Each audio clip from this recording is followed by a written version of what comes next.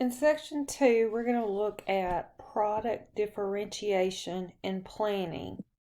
Product differentiation is the attributes that make a good or service different from other products that compete to meet the same or similar customer needs. As far as product quality, you have quality level and product consistency. These are the two key aspects of product quality. So quality level is how well a product performs its core function. In other words, does it do what you bought it to do?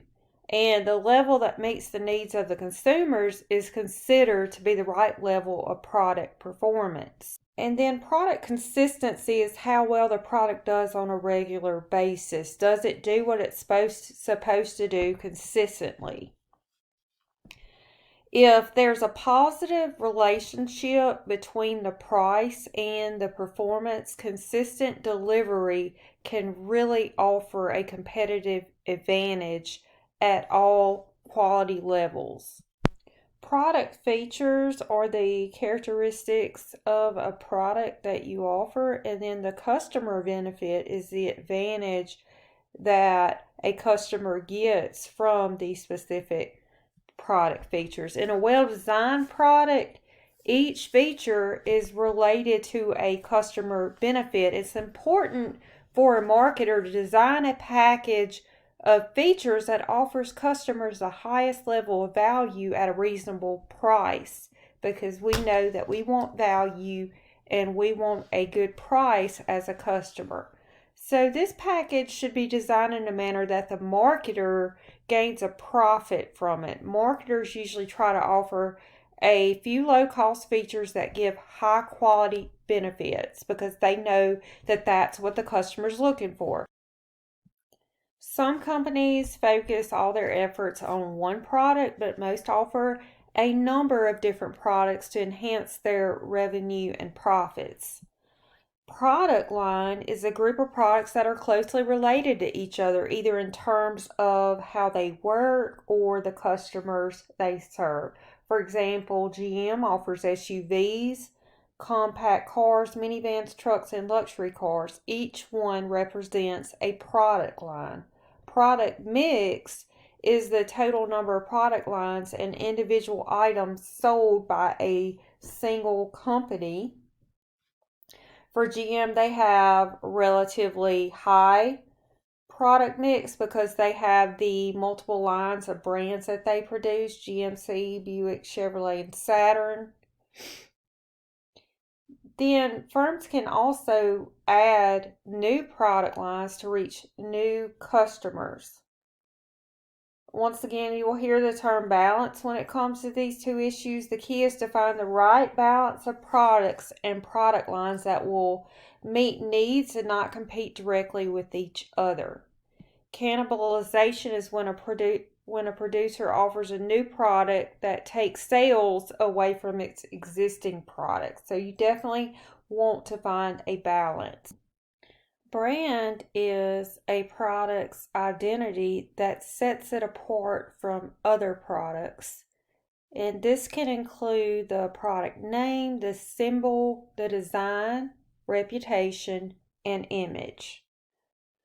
For many, in the notes I mentioned, Polo may be the clothing that they own. There may be a specific brand, or Ford vehicles are the only ones that a person will purchase. Building a brand will take time, but there are definitely long-term benefits from strong brand development.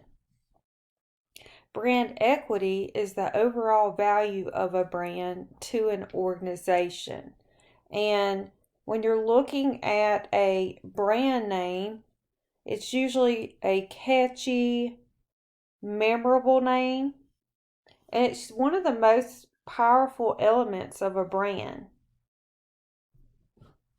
So that's really important if you're starting your business and you're trying to come up with a name. You want it to be something that stands out and that's unique in the industry.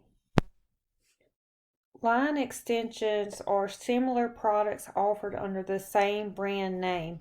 With line extensions, marketers have to make sure they steal market share from competitors rather than from their own core brand.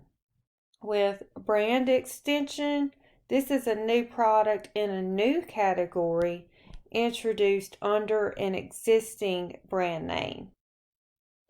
With licensing, you're purchasing the right to use another company's brand name or symbol, and many companies license their brands to other customers for a large fee. The benefits to purchasing the right to use another company's name is instant name recognition, an established reputation, and a proven track record. Co-branding is when established brands join forces to make the same product. It's advantageous for both partners because it uses their strengths to enter new markets and gain more exposure. I think of it as teaming up. One of the disadvantages could be when a partner makes a mistake and it could cause trouble for the other partner. The influence of and quality of the low-end private labels are on the rise, and this puts a lot of pressure on national brands because they have to constantly innovate while keeping their prices constant. National brands are the brands the consumer owns and markets. For example, Pepsi would be a national brand. A store brand is a private label. So they're competing with the national brands are having to compete with the store brands.